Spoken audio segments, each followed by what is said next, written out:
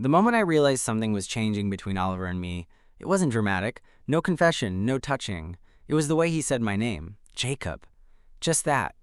Calm, quiet. Like he wanted my attention, but wasn't sure he deserved it.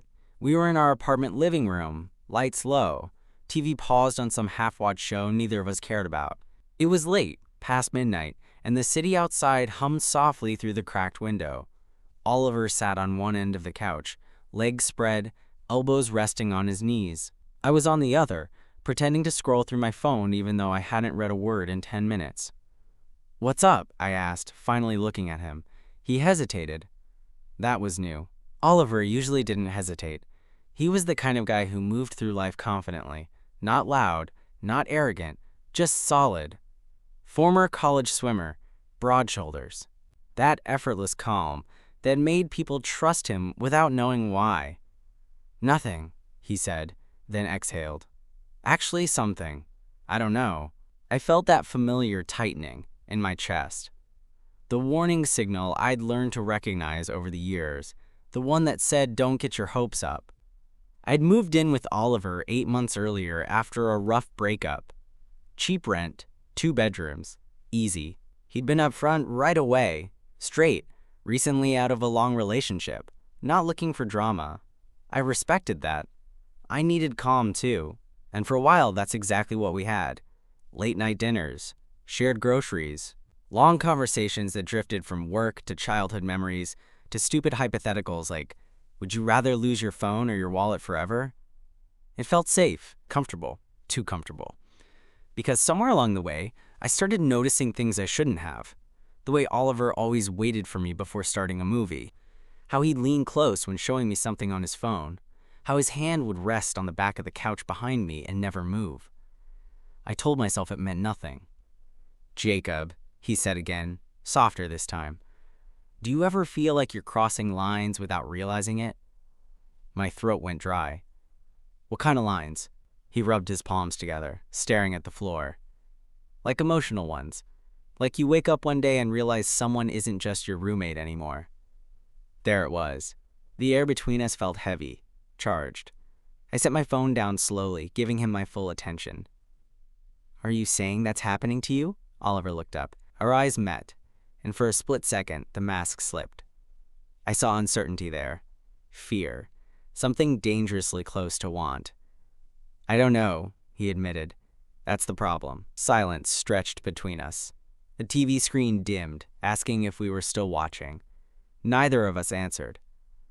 "I don't want to screw this up," he added. "Whatever this is." My heart was pounding so hard I was sure he could hear it. I chose my words carefully. "Then maybe we don't label it yet." His lips twitched.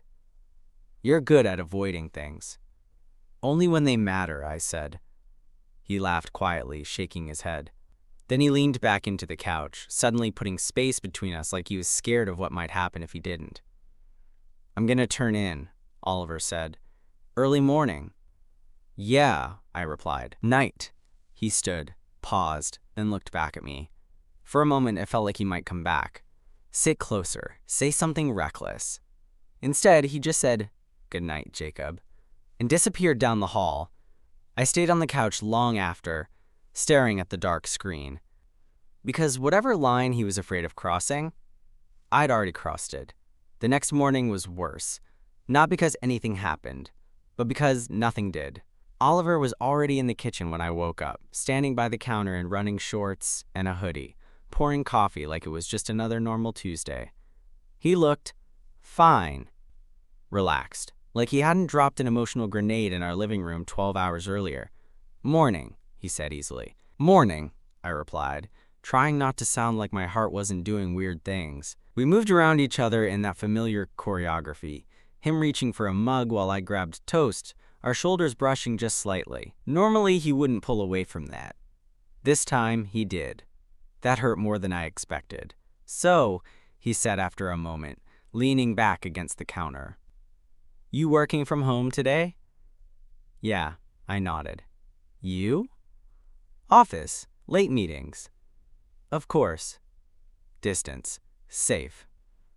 I watched him tie his shoes near the door, every movement controlled, deliberate. When he stood up, he hesitated, just for a second, like he wanted to say something else.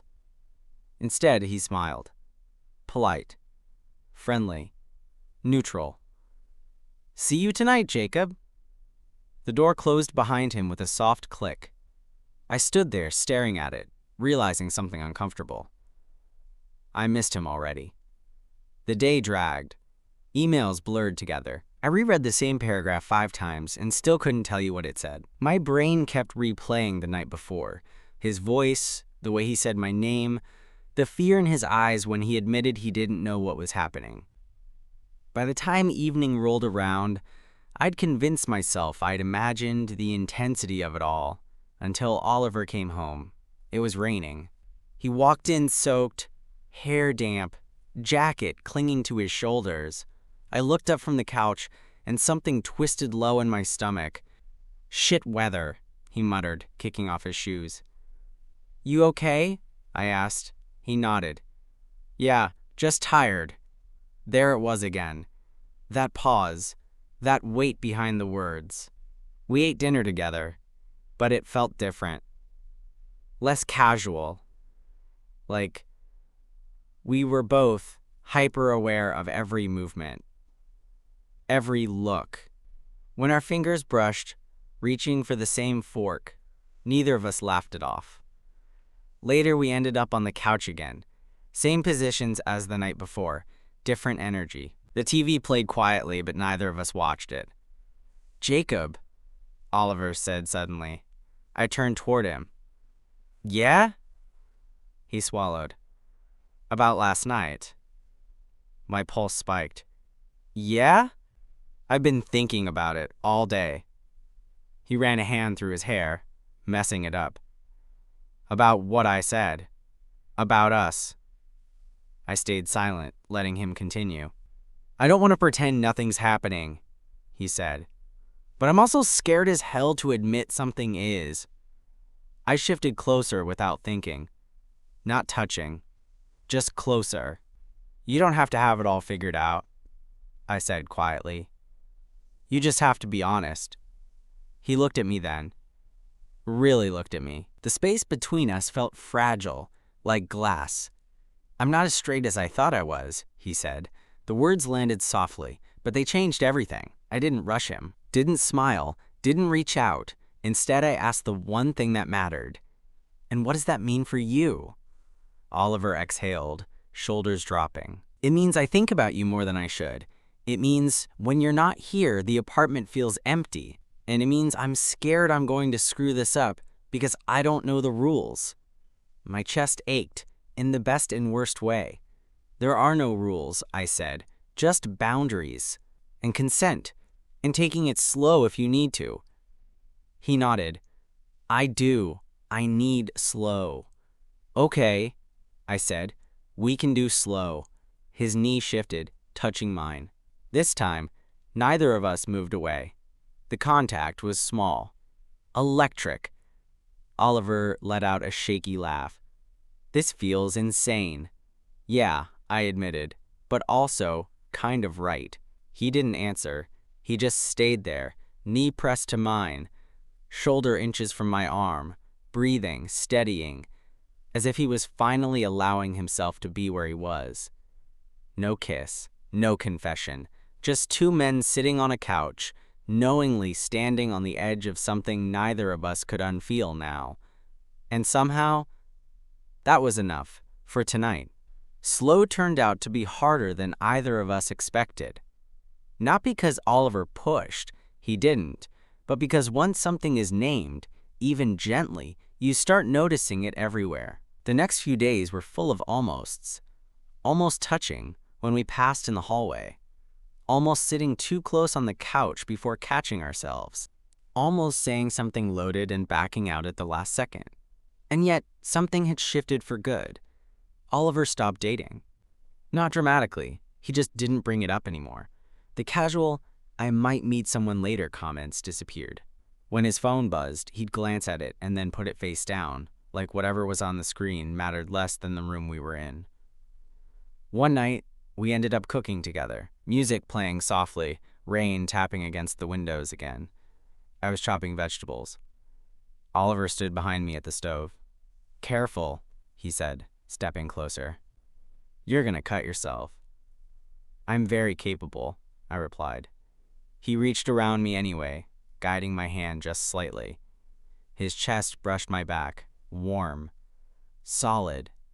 We both froze. Sorry, he said quickly, pulling away. No, I said, maybe too fast. It's okay. He looked at me, searching my face. You sure? I nodded. Yeah. I would have said if it wasn't. That seemed to relax him a little. He turned back to the pan, but the air between us stayed charged. Later, we ate at the counter instead of the table, knees bumping, elbows touching, neither of us pretending it was accidental. So, Oliver said, swirling his drink, can I ask you something without it being heavy? I smiled faintly. You're terrible at not being heavy, but go ahead. He huffed a quiet laugh. When did you start liking me? The question caught me off guard. I thought about it honestly. I don't know, I admitted. I think when I stopped noticing when you were in the room, and then one day realized I noticed when you weren't. He nodded slowly. Yeah, that tracks. I hesitated, then added, what about you? He stared into his glass for a moment. When you moved in, I told myself you were off limits. Not just because you're a guy, because roommates, because I didn't want to complicate things. And? I asked gently. And then one night you fell asleep on the couch during a movie, he said. Your head was tilted like this, he gestured, and I remember thinking I wanted to fix your neck so you wouldn't wake up sore. My chest tightened. I didn't do anything, he added quickly. I just sat there, longer than I should have. We held each other's gaze. No fear this time, just honesty. Oliver stood, collected our plates, and moved to the sink. I joined him, drying while he washed. Our rhythm was easy, domestic, intimate in a way that felt almost more dangerous than touching. When we finished, neither of us moved. Jacob, he said quietly. Yeah? He turned toward me. We were close, really close now. I could see the small scar near his eyebrow, the way his jaw tensed when he was nervous. I'm not ready for everything, he said, but I think I'm ready for something. I swallowed. What does something look like to you? He hesitated, then lifted his hand, not touching me, just hovering near my arm, asking without words. Can I? He asked. Yes, I said. No doubt. His fingers closed gently around my wrist, warm, steady, not rushed. My breath caught, not because of anything physical, but because it was intentional. He didn't pull me in, didn't kiss me. He just held my wrist, thumb brushing once over my pulse like he was grounding himself. Thank you, he said quietly, for not pushing. I smiled, soft and real. Thank you for not running. We stood there like that for a long moment. No rush, no pressure, just two men choosing to stay. After that night, things didn't explode into passion or fall apart into awkwardness. They settled, which somehow felt bigger. Oliver started doing this thing where he'd linger. In doorways, in the kitchen, by my desk when I was working, never touching unless he asked with his eyes first. And every time, I answered the same way, by staying. One evening, he knocked on my door, instead of just walking in like he used to. Hey, he said, can I come in? That alone told me everything about how seriously he was taking this. Yeah, I replied, swiveling my chair. Of course. He stepped inside and closed the door behind him, not dramatically, just enough to make the room feel quieter, more private. He stood there awkwardly for a second, hands in his pockets. I talked to my friend Daniel today, he said, the one I told you about. From college. I nodded. Yeah? I didn't tell him everything, Oliver admitted. But I told him I was questioning things. About myself. My chest tightened. Not with fear, but with respect. And he said it didn't change anything, that he figured something was up anyway. Oliver let out a breathy laugh. Apparently, I'm not as subtle as I thought. I smiled. You're really not. He stepped closer, stopping just in front of me. Close enough that I could feel his presence, but still leaving me space to move away if I wanted. I didn't realize how much energy I spent keeping parts of myself boxed up, he said quietly. And I'm not blaming anyone. I just didn't know there was another option. There always is, I said. You just don't see it until you do. Oliver's gaze dropped to my mouth, then back to my eyes. His breathing changed. Slower. He swallowed. Jacob, he said, voice low, I want to try something, if you're okay with it. My pulse picked up. What kind of something? A kiss, he said honestly. Nothing more. I don't want my first thought about this to live only in my head. I stood slowly, leveling us. The space between us was barely there now. Okay, I said, but we stop if you feel overwhelmed. No explanations needed. He nodded immediately. Deal. We stood there for a second longer, both of us breathing, calibrating, making sure this was real and mutual. Then Oliver leaned in. Slow, careful, like he was approaching something fragile. Our lips touched, barely at first, soft, questioning. And then he exhaled, like he'd been holding his breath for years. The kiss deepened just slightly. No rush, no grabbing, just the warmth of his mouth, the unmistakable truth of it. His hand came up to my shoulder, resting there, not pulling, not pushing. When we pulled back, his forehead dropped gently against mine. Wow, he murmured. I smiled. Yeah, he laughed softly, shaking his head. That was not what I expected. In a bad way? I asked. No, he said quickly. In a, why does this feel so natural way? We stayed like that for a moment longer. Then he stepped back, on purpose, with control. Thank you, he said again, for letting me have that. Thank you, I replied, for trusting me with it. He left my room a few minutes later. Not tense, not distant, just thoughtful. I sat on my bed afterward, heart full and steady, because we hadn't crossed a line. We'd drawn one together. After the kiss, we didn't talk about it right away. And weirdly, I was okay. Oliver didn't pull away from me afterward, but he also didn't cling. He went back to being himself, just softer around the edges, more present, more careful in a way that felt respectful instead of distant. What changed was the waiting.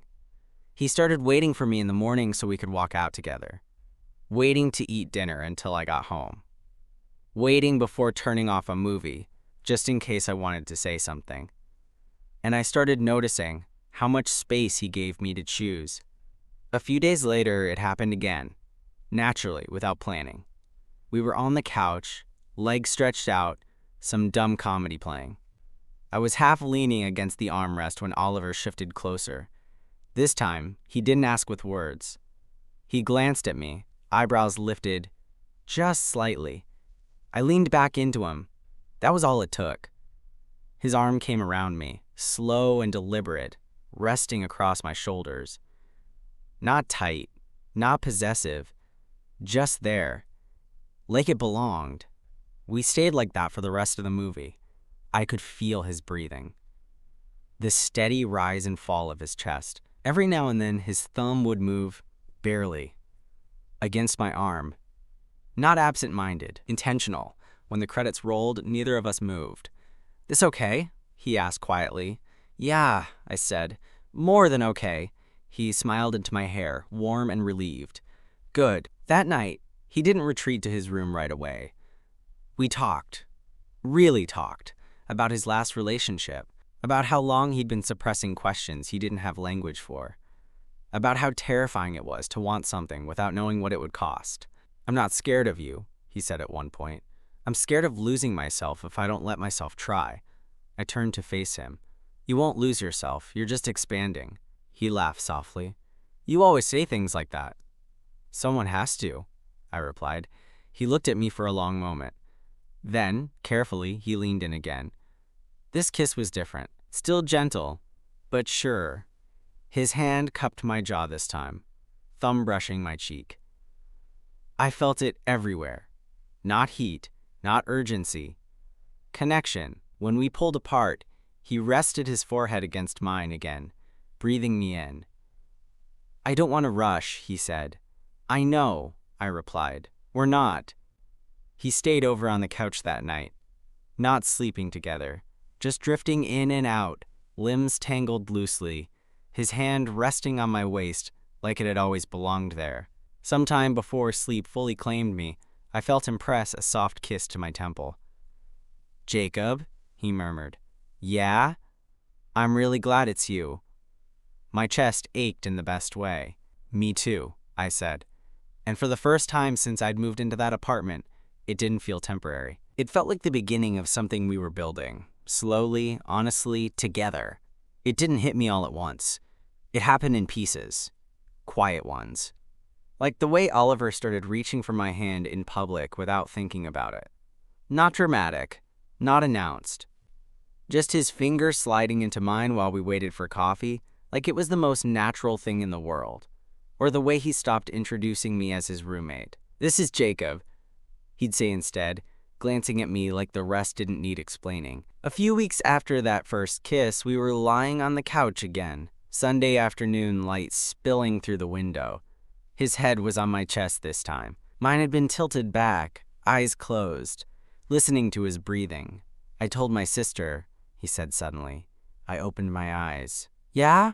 He nodded, fingers tracing slow, absent shapes on my shirt. I didn't say everything, just that I'm seeing someone, that it's a guy. My heart kicked. And she said, okay. Are you happy? He laughed quietly. I didn't even hesitate. I smiled, threading my fingers through his hair. That's good. It is, he said, then softer, terrifying, but good. We didn't rush labels, didn't need to. What we had was already solid in ways that didn't require definition. But one night, after dinner and too much wine, Oliver looked at me with that serious expression I'd come to recognize. What are we doing, Jacob? He asked. Not uncertain, just honest. I considered him for a moment, then answered just as honestly. We're choosing each other. He exhaled like that was the answer he'd been hoping for all along. Yeah, he said, we are. The first time he said my boyfriend out loud, it was by accident. Talking to Daniel on speakerphone, pacing the living room. Yeah, I'll check with my boyfriend. He stopped mid-sentence, froze, looked at me. I raised an eyebrow. You're what? He flushed, then laughed, covering his face. Shit. I stood, walked over, took his hands. You don't have to if you're not ready. He looked at me, really looked, and shook his head. I am. I just didn't realize it until I said it. I smiled. Good. Because I kind of like the sound of it. That night, lying in bed together for the first time, not rushed, not hidden, just warm and real, Oliver pressed his forehead to mine and whispered, "Thank you for being patient with me." I kissed him softly. Thank you for being brave. Now, months later, our apartment feels different. Lived in, shared. There are pictures on the fridge. His jacket on my chair. My coffee mug permanently on his side of the sink. We still take things slow, but we don't take them for granted. And sometimes, late at night, when the world is quiet and Oliver pulls me closer like he's making sure I'm real, I think about that first night, how scared we both were of crossing a line. Turns out, we weren't crossing one at all. We were stepping into something we'd been walking toward the whole time. I didn't expect the moment that finally made it real to be so ordinary. It was a Thursday. Nothing special about it. Oliver had a long day at work. I burned dinner? Again. And we ended up ordering takeout, sitting cross-legged on the floor because the table was buried under unopened mail and laundry we kept meaning to fold. At some point, while we were eating straight out of the containers, Oliver leaned back on his hands and just watched me. "What?" I asked, mouthful.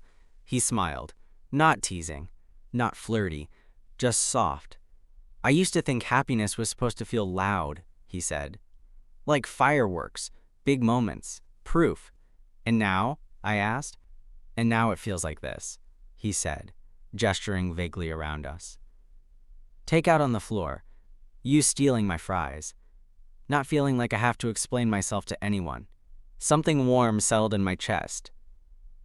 Later that night, we went for a walk. No destination. Just the two of us moving through the city, fingers loosely intertwined. The air was cool, the streets quieter than usual. "You know what scares me the most?" Oliver said suddenly. I squeezed his hand. "What?" "That one day this will stop feeling new." He glanced at me. "And that it won't scare me anymore." I smiled. "That's not fear, that's trust." He considered that, then nodded. When we got back to the apartment, he pulled me into a slow kiss by the door. No rush, no hunger, just presence. "I don't regret this," he said quietly against my lips. "Any of it." "Me neither," I replied. We fell asleep close together, his arm resting across my side, my leg loosely draped near his. At some point in the night, half awake, I heard him murmur my name like it gave him comfort, and I realized something then, something simple and terrifying and beautiful. We weren't a question anymore. We were an answer, not to who we were supposed to be, but to who we already were when we finally stopped pretending. And that felt like the kind of love that doesn't need an ending, just time.